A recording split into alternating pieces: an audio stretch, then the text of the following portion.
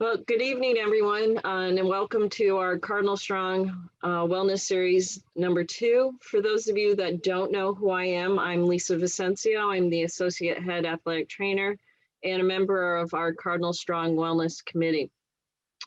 As we all know, being a student athlete is extremely challenging in itself, and those challenges certainly have been magnified during this pandemic.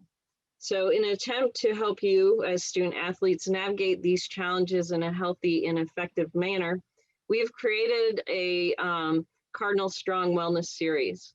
Tonight, we are extremely fortunate to have Dr. Andreas Stamatis of our Exercise and Nutrition Department joining us and leading you through a psychological skills training series. Andreas has a wealth of knowledge regarding sports psychology and more specifically mental toughness. He has worked with elite athletes all across the country as well as in Europe, and he's graciously agreed to bring you all through a series of workshops over the next few months that will hopefully increase your mental toughness as an athlete and maybe your overall mental health. This is a wonderfully unique opportunity for you as student athletes at Plattsburgh State. So I'd like you all to welcome Dr. Andreas Stamatis.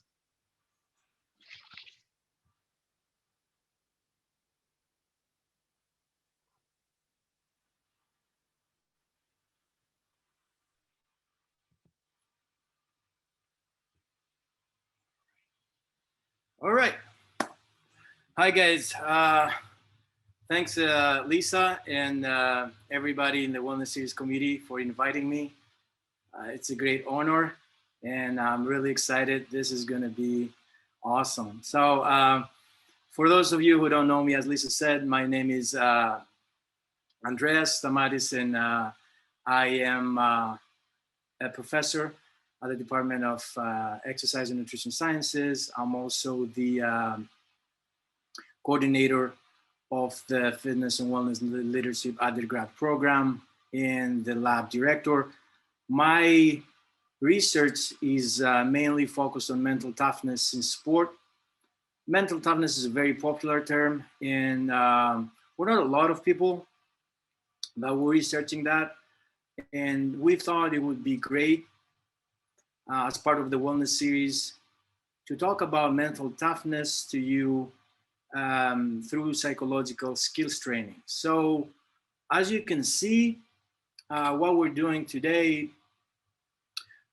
is, especially during the pandemic, to show you some ways that you can improve your performance, and more specifically, the way of psychological skills training. So here, you see a tentative schedule. We'll do more than one sessions. As you can see, we're going from left to right. Let's see if this is working, okay. And we're gonna gather some information as well, so we're gonna need your help. Because what we're trying to prove here, we have three things that we're interested in. We're interested in psychological skill training, and we're going to use the mental toughness in sport as an example. So we believe that if we increase your knowledge in psychological skills training, your mental toughness levels will increase. And because mental toughness is positively correlated with mental health, your mental health will increase as well. So you can see that on the left bottom side, what we're trying to do. And I'm not going to go into detail about all these sessions. Again, it's a tentative schedule, but I want to concentrate on the session for today. And you see, we're going to ask you to share some information about your demographics, and Lisa is going to help me with that. Also, there's a questionnaire about PST with 10 questions. You're going to do the same thing before and after the session. 8 questions about mental toughness before and after, and 16 questions about mental health before and after as well. So this is more broken down for today. 3 things: the assessments in the beginning, then I'm going to talk about psychological skills training, and then we're going to take the assessments at the end. 2 things. Lisa is going to share a link in the next minute. You're going to click on it, and you're gonna give that information, the demographics, the psychological skills training, mental toughness, and mental health. It's gonna take you about 9 minutes, but in the very beginning, it's gonna ask you for a code. So the code now is something that we can't really identify you, but we can compare and contrast the answers you're gonna give now with the answers that you're gonna give at the end of this session, with the answers that you're gonna give in the second session, and so on and so forth. So as you can see there, you use the first letter of your first name. So for me, it would be A from Andreas. Then the last four digits of your phone number. Mine is R3477. And then the first letter of your last name, for me, it would be S for Stamatis. So Andreas 3477, the 4 last digits of your phone number, and then the first letter of your last name. So you will be using that every time you go online and you use a link. So we can compare and contrast your answers. And then I'm gonna again do the lecture, and then we're gonna finish with this. Lisa at the end is gonna send you a second link via the chat room. You're gonna click on it. You're going to use the same code. You're always going to be using the same code. One last thing before we start with the first link is the questionnaires at the end are going to be in different order. So don't freak out. That's on purpose. Okay. So Lisa, if you're ready, we can go ahead and share the link. If you have any issues, you can talk with through the chat room, or you can through your mic.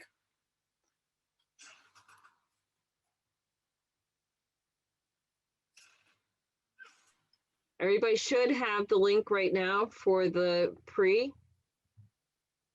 Brian, did that show up to everyone? Yeah, just use the pre. Don't use the post right now. That was sent just to me, but I will send out the pre. Brian, if you can just send the pre, just don't send the post just in case they get confused. Okay, that should work. Everyone should have that link now. Awesome. So guys, just go ahead. It will take you up to 9 minutes. You can do it through your phone as well.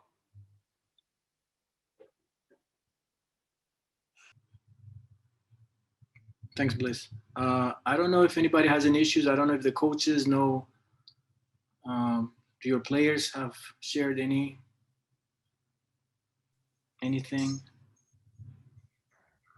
I haven't heard anything from mine, so that's no news is good news.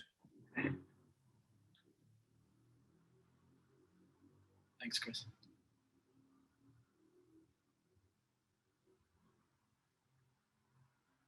Thanks, Marcel. I see some people saying that they're done. Is anybody still in the process? Do you need more time? Again, just be as honest as possible. You don't have to think too much. Thanks, Elizabeth. So just answer the questions. Nobody's gonna grade you, don't worry.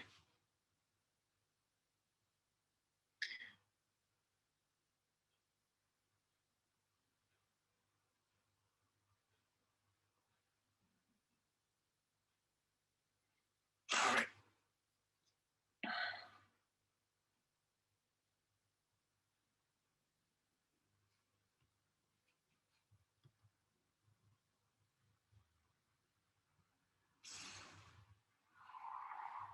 Okay, so assuming you're done and there are no issues, so we're done with the first part. I'm slowly gonna go ahead and talk about PST. I'm not gonna go into a lot of details, but I will share enough information, and if you have any questions, please interact me at any point through the chat room. If I don't see it, please, any of the coaches let me know, or just open your mic. And yeah, if you want, I mean, I'd love to do this as like interactively as possible. So, all right. So let's talk about psychological skills training, PST. So we're going to talk about today, what we're going to talk about today is 5 things. We're going to define it, and we're going to describe the myths that surround it. We're going to talk about the 3 phases of PST, explain why self-regulation is the ultimate goal and the 5 steps to do that, how you develop a PST program, and some issues we may have as consultants or as coaches or as athletes when we're trying to implement a PST program. Before I start, let me start by sharing a story. So in the questions you answered about PST, there was a case of Jim. Let's talk about Jim a little bit. So Jim is a basketball player. Jim is a senior in high school, and Jim has been pretty consistent. His free throw percentage is 93%, has been 93% throughout the season. Tonight is a championship game, and they're behind by 1 point. So it's 62-63. Jim got fouled, and Jim got awarded 2 shots. The opposing coach called for a timeout just to mess with Jim's head a little bit. And now Jim is walking towards the free throw line to shoot the ball, knowing that if he makes both, they win the championship. If he makes one, they go to overtime. If he misses both, they lose everything. There's a lot of noise. He can see his parents. He can see his grandparents. His classmates are there. His coach is watching. His teammates are watching. His girlfriend is there. There's a lot of pressure. He cannot concentrate. He cannot regulate his attention. He cannot regulate his emotions. He's tightening up, and he's missing the first one. Now, there's more pressure, because if he misses the second one, they lose everything. At least if he makes this one, they can go to overtime. However, the pressure is higher. He tightens up even more. He's losing his rhythm. He misses the second one, and they lose everything. Next day comes, and his coach tells him, "Hey, Jim, don't forget to work on your free throw." My question for you, based on that scenario and based on that Jim was pretty consistent with free throws, 93% is pretty high. Was the source of the problem a lack of physical skills or a lack of mental skills? And this is where PST is useful, when there's a lack of mental skills. This is a definition right in front of you. You can read it. You can see that it is a practice, but it is systematic. So there is a system behind it. It has been tested. It's working. If we use specific methods, but also it has to be consistent. And when we say PST is working in terms of enhancing performance, increasing enjoyment, or achieving greater self-satisfaction, for us, for these sessions, we're going to talk more about enhancing performance. So this is what PST is: systematic and consistent practice of mental skills. Now, is PST important? Let me talk about some experiences, and maybe you had them, maybe you know somebody else who had them. For example, you walk off the playing field in disgust after losing a game you believe you should have won. Does it sound familiar? You choked at a critical point. You felt depressed because you weren't recovering quickly enough from an injury. You lacked the desire or motivation to exercise. Your mind wandered during a competition. Or you became angry and frustrated with your performance and put yourself down. Conversely, sometimes we talk about being in the zone, right? When everything looks so easy, when in practice or during the game, everybody else feels like they move so slowly around you. You receive all that information and you make all the right decisions, and it's so effortless, and everything feels so nice, and your performance is so high. Usually we call that in the zone, right? So I use those examples to show you that yes, PST is important because there are psychological factors that really affect our performance on a daily basis, no matter what sport you're doing. Now, let me ask you a couple of questions, and I don't want you to answer to me. Just think about the answers that have to do with your own experiences, right? So, how important do you think mental skills are to your performance and success, from 1 to 10, 1 being not important and 10 being essential? Just think about the number that represents best your answer. I have 2 more questions for you. During the season, how long do you spend physically training for competition, let's say, per week? How many hours? Similar question. How many hours do you spend mentally training for competition per week?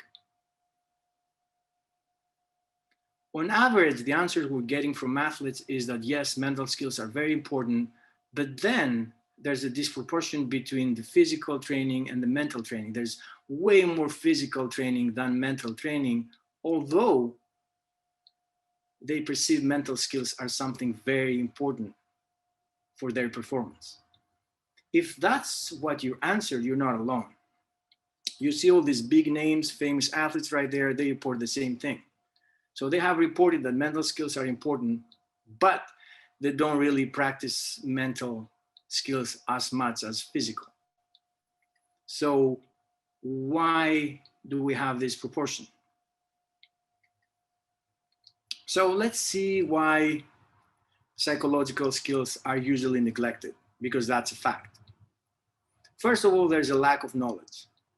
From the side of the coaches, a lot of times, I'm sure you heard your coach saying, relax, calm down, breathe, right? But what does relax really mean? How are you going to do it?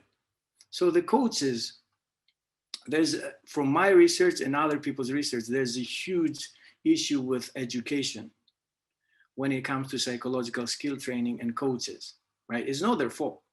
They're just not trained to do that. So that general kind of advice, relax, what does it really mean? How are you going to do it? And then the athletes, what are they supposed to do? You know, watch a video on YouTube on muscle relaxation and try to do that themselves at home? On the other side of the spectrum, we researchers are responsible as well. And that's one of the reasons I'm here. We need to disseminate the evidence. We need to share the results of our research. A lot of times, you know, we publish on those prestigious journals and we sit on our thrones like we're better than everybody else. No, it's unethical and it's unprofessional if we don't share all this information all the way down to the practitioners. Okay? So there's a lack of knowledge and everybody's kind of responsible, as you can see. Also, there's a misunderstanding. Nature versus nurture, right? We think about, let's say, Kobe Bryant and the Mamba mentality, and we think that, oh, that's how he was born. Well, it's a fact. It's a fact that we're born with specific skills and talents, right? But also it's a fact that people change and skills can be learned, right? And that's what we're going to try to prove today. Also, there's a lack of time, and that's a big issue with coaches specifically that I do a lot of research, you know, and based on NCAA regulations, there's specific, on the collegiate level at least, there are specific periods of time that you can spend with your athletes. So if you don't really, and we go back to the lack of knowledge, if you don't really know psychological skills training, why would you even care or bother to do something again, when you don't have time.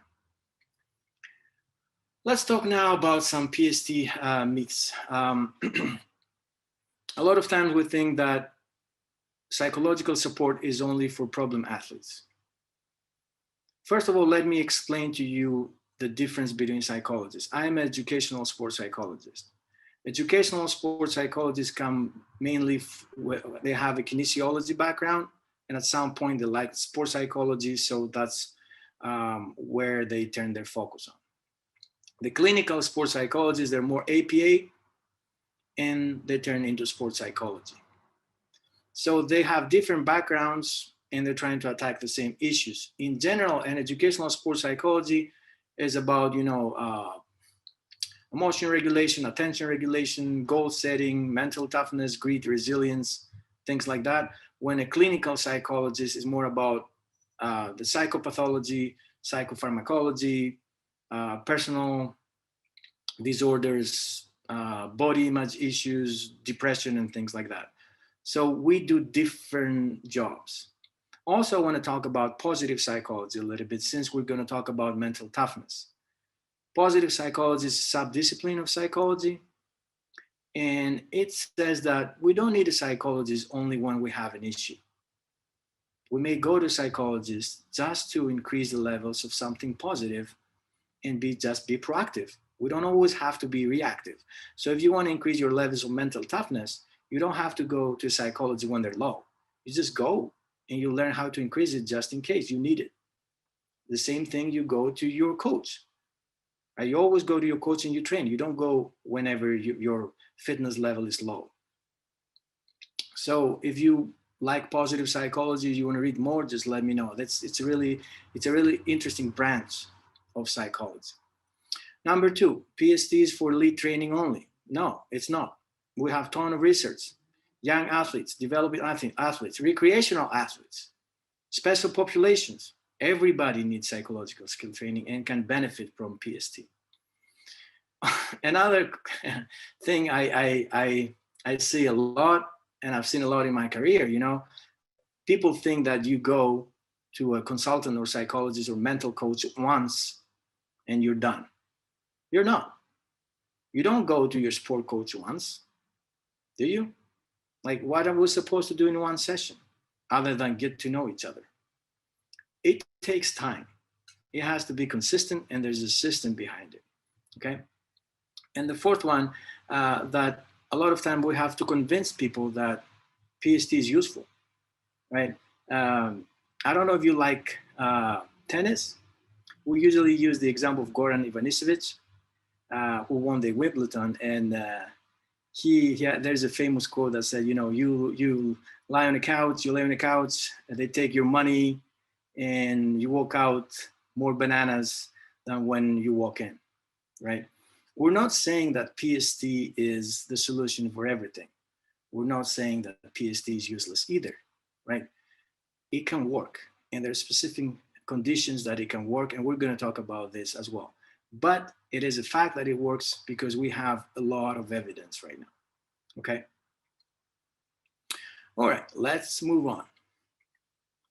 So the intervention of a PST has to be individualized, as you can see, employed systematically.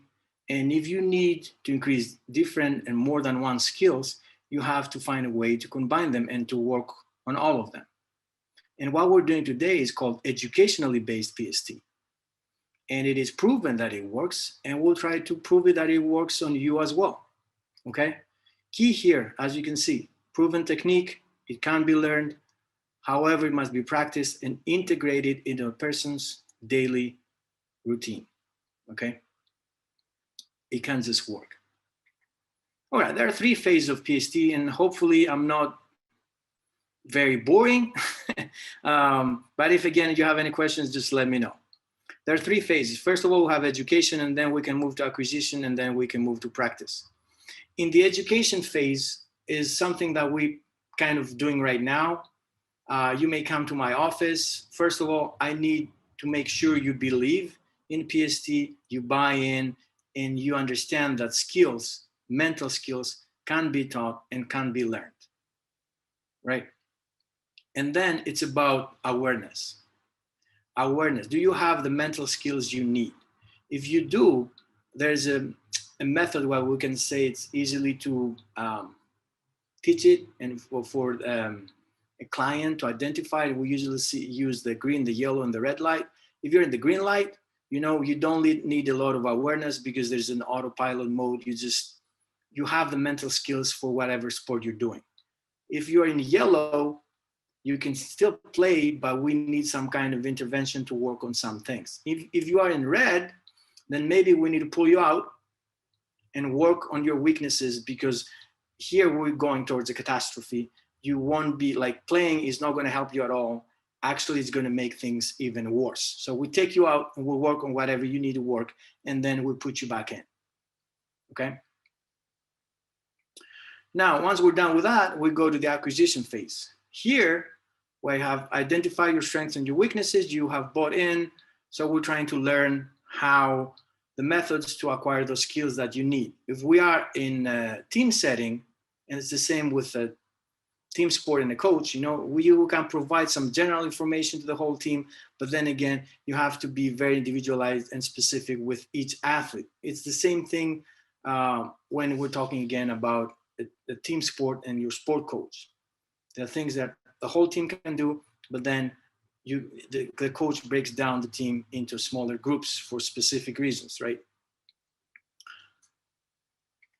And the last phase is the practice phase. Here, you've bought in, we've identified your weaknesses, we know how to acquire those skills, and then you practice.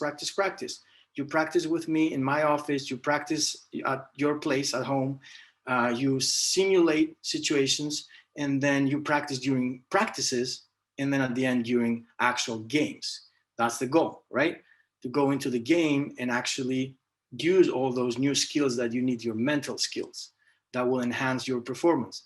You see the three goals here: automating skills through overlearning, integrating the psychological skills, and simulating the skills all the way to actual competitions. A lot of times here, you can watch yourself through video, or you can have somebody record you, and you can go back and see how you reacted. Let's say you go back to gym and free throws, and if it really worked and he was more relaxed when he was shooting those free throws or not, and use that feedback to evaluate your progress and move along. All right, so when you come to me, my goal is to help you, to facilitate you, to reach your potential at a point that you don't need me anymore. Sometimes, mental coaches travel with their athletes. They will stand on the sideline. They will just signal the player. But at some point, you have to do it on your own. Okay, that's the bottom line. That's where I feel like I've been successful. Okay, when you don't need me anymore. This, you had a couple of questions or 3 questions in your PST questionnaire, and I'm going to use Jim again. Those are the 5 stages of self-regulation. Okay, problem identification, commitment, execution, environmental management, and generalization. You cannot go to stage 2 if you haven't passed stage 1, and so on and so forth. So here in stage 1, and you can see the arrow, Jim has to accept that he has an issue, that he cannot concentrate, he's too nervous, he's losing his confidence, and that's why he cannot make that shot. Okay? After that happens, that's not enough. He has to go into the commitment. The commitment pretty much says, yes, Jim now knows he has an issue, but he has to commit to work on something, even if it takes time, even if he has to change his schedule, even if it will take him 3 to 6 months or a year, or the rest of his career. Okay? Now from there, Jim has to practice, but you can see in stage 3, it's more about himself, self-evaluation, self-monitoring, self-reinforcement. He turns into himself, and that's very important. He has to deal with his own demons in his head in a way, and find the solution that he needs in order to have those mental skills during competition. Once that happens, he goes out to the environment. Maybe his parents are stressing him out. Maybe his coaches are stressing him out. Maybe his girlfriend. So he has to go out, or even his professors. he has to go to his environment and try to manage all the variables that he can change. Okay. Once that happens, now we go into stage 4, and that's the end of self-regulation. And that's the great part. Let's say you learn mental toughness. The fact that it's transferable from the weight room to the court to real life, that's amazing, to the classroom, right? That's amazing. So now Jim can take that and use it everywhere. And that's self-regulation. I hope it makes sense. All right. So a couple of answers to questions to make it a little bit more interesting. Who can do it? It depends. There is common ground between the coach and the sports psychologist. A lot of times the sports psychologist cannot be there very frequently, or they cost a lot of money. So we can teach the coach, and the coach is there all the time. Athletic trainers as well, especially in times of injury. They spend a lot of time with the athletes. Strength coaches, they spend a lot of time, especially D1, more countable hours than any other coach throughout the season. So a lot of times we teach them some things so they're more comfortable and they know what they're doing, and they're not afraid of malpractice, because that's another issue. They don't want to lose their jobs either. So sports psychologists can do some major interventions, and the coach can do some things that he or she can do after some kind of education. When? It should start in the off season. Why? Because we have more time. Okay, that's the answer. How long? It really depends. General rule, 10, 15 minutes per day, 3 to 5 days per week. Okay. Again, from the office, learning whatever you're learning, then to practices, then to actual competitions. That's how you progress. What's the best time? Well, what's the best time to engage in physical training? I don't know, yesterday, right? If you participate in a sport, you need physical training. It's the same thing with mental training. You start now and you go until you self-regulate or you finish your career. Okay. All right. So how do you design a program? I'll go really fast. Again, if you have any questions, let me know. Those are the 5 things you have to do. I'll go one by one. So in the beginning, you come to my office and I'm like, this is what I can provide you, right? I explain that I'm an educational psychologist. I'm not a clinical psychologist. So these are the things I can do. And this is my approach. This is how I work. And I try to establish a strong relationship. The consultant and the client have to have a strong relationship. You need to trust me and I need to trust you. That takes time. Then I assess you. I may give you a mental toughness questionnaire as I gave you today, right? I can figure out, I can interview you. You talk to me a lot. I ask you a lot of questions, right? I don't let you drift away. I bring you back in and I gather all the important information I need in order to assess you. Once I have that, I may go to your coaches and ask them. I may go to your athletic trainers and ask them. I need as much information as possible. And then I come to your practice. I need to see you. I come to your games.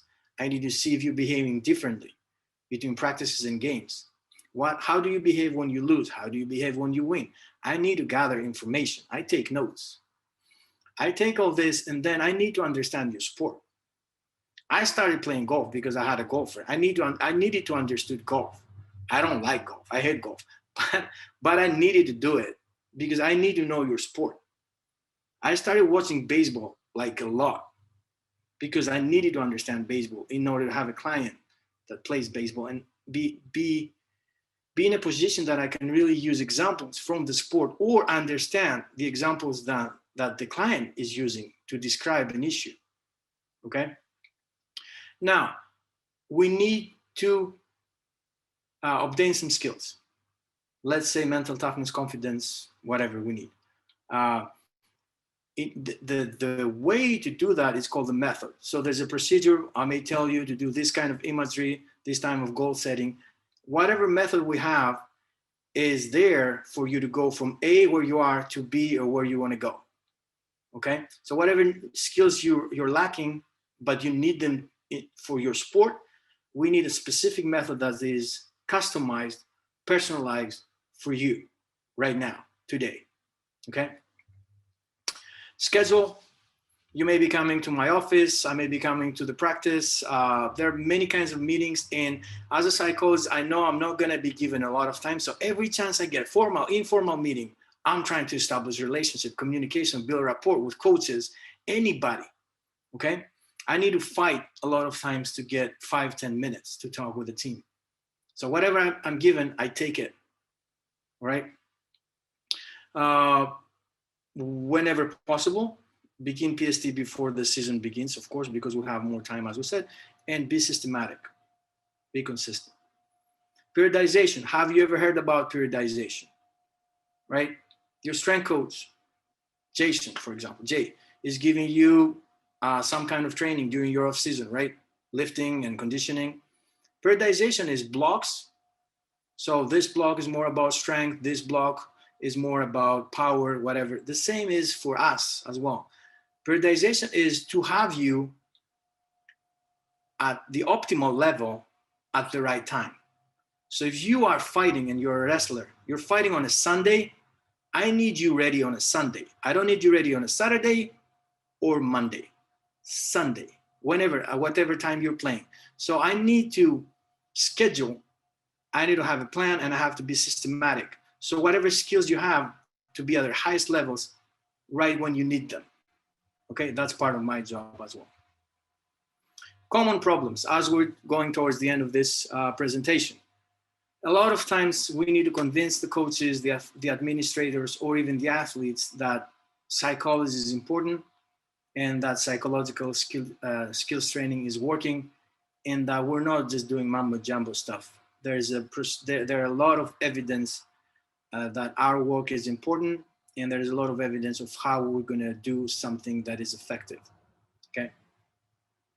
Lack of time, of course, there's a lack of time. I get it.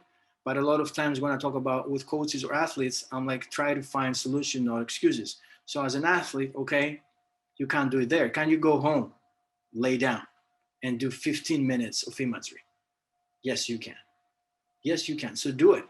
If you think that mental skills are that important and you have an issue and we've talked about it, do something about it. There's always, you can have 15 minutes, right? Lack of knowledge of the sport, that's more about us. And I explained that already. And lack of follow-up. A lot of time we start something and we never follow up to see if it worked. We are very enthusiastic in the beginning, and we're more enthusiastic than actually, the enthusiasm, it goes over the systematic evaluation at the end.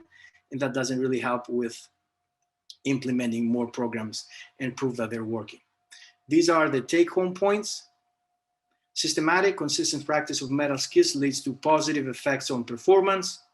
PST must be practiced and integrated into a person's daily routine. Educationally based PST enhances sport performance. We have the 3 phases of PST. The ultimate goal of PST is a self-regulation, and there are 5 stages or steps. And the problems in implementation are lack of conviction, lack of time, lack of knowledge of sport, and lack of follow-up. So now that we're done with this, I would like again, Lisa and Brian to help me out. Send out the second link, and I'll see you again in 8 to 10 minutes. Okay, guys, I'm gonna finish this up, share my screen again. Let us know if you have any issues, if you need more time. All right, so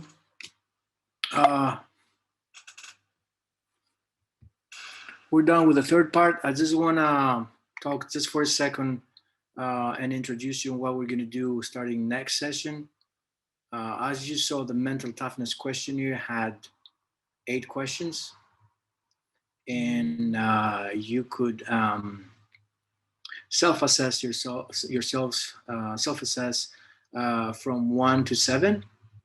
And I tried to create this figure just to show that. You see that there are 8 things, and they're all coming together. And those are 8 things are generalized self-efficacy, success mindset, context knowledge, buoyancy, optimistic style, overcoming adversity, attention regulation, and emotion regulation. And they all come together. They assimilate over time, and that they create mental toughness. And you can see the definition of mental toughness at the bottom. which is a personal capacity to produce consistently high levels of subjective or objective performance despite everyday challenges and stressors, as well as significant adversities.